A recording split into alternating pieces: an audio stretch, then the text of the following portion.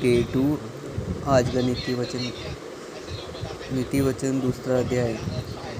हे मेरे पुत्र, यदि तू मेरे वचन ग्रहण करे और मेरी आज्ञा को अपने मन में रख छोड़े और बुद्धि की बात ध्यान से सुने और समझ की बात मन लगाकर सोचे और पवित्रता और समझ के लिए अति यत्न से पुकारे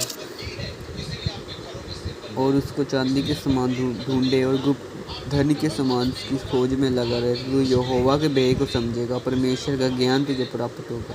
क्योंकि बुद्धि यहोवा ही देता है और ज्ञान और समझ की बातें उसी के मुंह से निकलती है। वह सीधे लोगों के लिए खड़ी बुद्धि रख छोड़ता है, जो खराई से चलते हैं उनके लिए वह ढाल ठहरता है।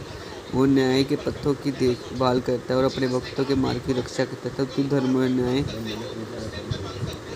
निष्पक्षता पथ को अर्थात सब भली भांति चाल को समझ सकेगा। क्योंकि बुद्धि तो तेरे हृदय में प्रवेश करेगी और ज्ञान तुझे सुख देने लगेगा। विवेक तुझे सुरक्षित रखेगा और समझ तेरी रक्षक होगी, ताकि तुझे बुराई के मार्ग से और उल्ट फेर की बात कहने वाले से बचाए, जो खराई के मार्ग को छोड़ देते ताकि अंधेर मार्ग में चले, वो जो बुराई करने को नरेंद्र होते और दुष्टजन की उल्ट फेर की बात में मगन रहते, जिनकी चाल टेढ़ी मेढ़ी है और जिनके मार्ग बिगड़े हुए हैं।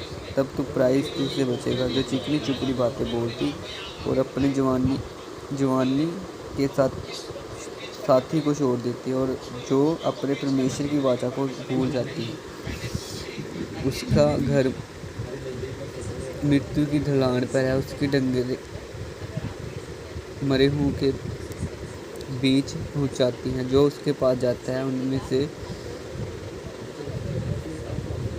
कोई भी लौट कर नहीं आता और ना वे जीवन का मार्ग पाते हैं। तू भले मनुष्य के मार्ग पर चल और धर्मियों के पथ को पकड़े रहे, क्योंकि धर्मी लोग देश में बसे रहेंगे और खरे लोग ही उसमें बने रहेंगे। दुष्ट लोग देश में से नष्ट होंगे और विश्वासघाती उसमें से उखाड़े जाएंगे। आमीन।